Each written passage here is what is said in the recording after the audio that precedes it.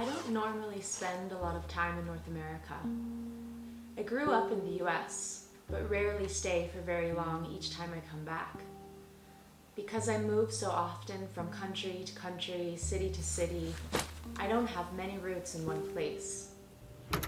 My roots are my people.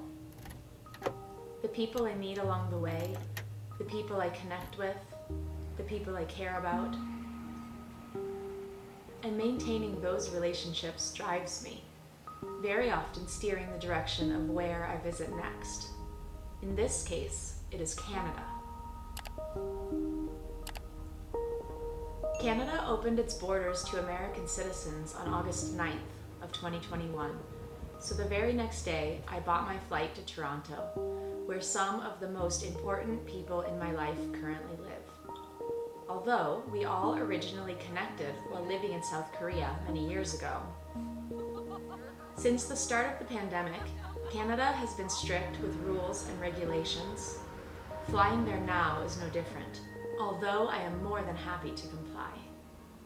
While that means extra steps taken now before I go, they are steps that are worth taking to see the people I love. Travelers flying into Canada must be fully vaccinated, and if you are not, a 14-day quarantine is required. Ready? Yeah. Cool. Just relax for me. Fortunately, I got my first shot in June, the day I arrived to the United States from Istanbul. My second shot 3 weeks later. Like most international flights these days, a COVID test is required within 72 hours of departure. Once you get your results, you can upload this information along with a photo of your vaccine card, travel information, and your just-in-case quarantine plan into the ArriveCAN app. After entering the information, ArriveCAN will send you an electronic receipt which you will need to take with you to the airport.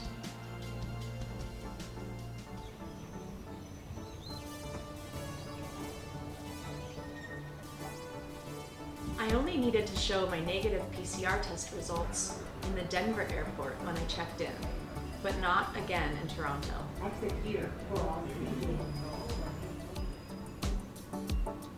Please watch your step. All passengers presented.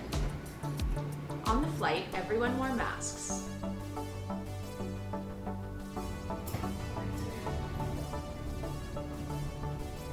The lines at the Toronto airport were definitely long and the system chaotic and inefficient. I first waited in line for my turn at the kiosk, which printed a piece of paper. Once I had that paper in hand, I waited in another line for the customs officer. He asked only to see my passport and ArriveCAN receipt, and then asked a few questions about what I'm doing in Canada. And then I was free. The moment I passed through the doors of the international gate and saw my friend waiting for me, everything was worth it.